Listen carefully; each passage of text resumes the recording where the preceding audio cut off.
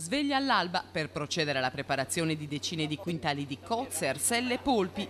Ci vogliono le mani di tante persone per ripulire quanto di più buono ha ad offrire il Golfo Gallurese. L'operazione, come da tradizione, si svolge a Cugnana, con i piedi immersi nell'acqua.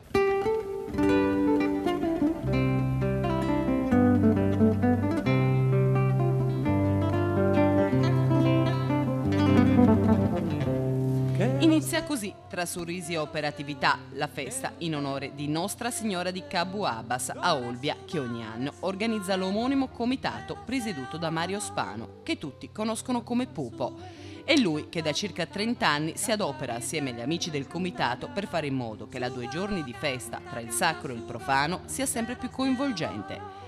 La chiesa in granito rappresenta il simbolo di questi festeggiamenti che si svolgono a fine maggio. L'adorazione della Sua Signora, della Madonna, avviene in modo tradizionale attraverso un cerimoniale sacro che negli anni ha saputo accrescere i momenti di partecipazione della comunità. Tutto ha inizio il 24 maggio e sabato si diceva, è una giornata impegnativa per il comitato.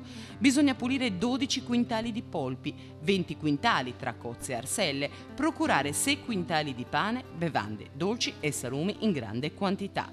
Tutto deve essere pronto per il pomeriggio, quando prendono il via ufficialmente i festeggiamenti con il raduno delle bandiere, al quale segue il vespro.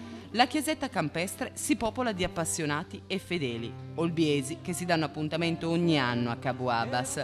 I panini con i polpi e anche i piatti di arselle e cozze vanno via come niente.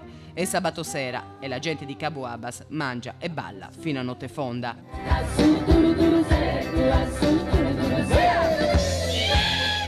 Domenica 25 maggio è il gran giorno dedicato alla Madonna. Il comitato ha organizzato la tradizionale corsa campestre che precede la parte decisamente più sacra dei festeggiamenti, ovvero la messa e dunque la processione, accompagnata dalla banda musicale Felicino Mibelli.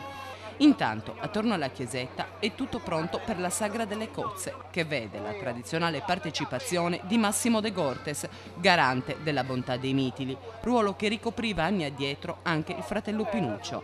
Una sorta di antipasto al pranzo che da lì a poco verrà servito ai partecipanti. Donne e uomini sono ai fornelli per preparare 190 kg di gnocchetti al sugo.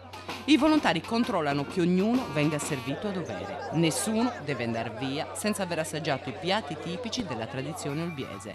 È sera e la festa continua in musica con Gavino Maricca alla fisarmonica. Un saluto a 5 Stelle, ma non quelle di Grillo, no, quelle di Olbia.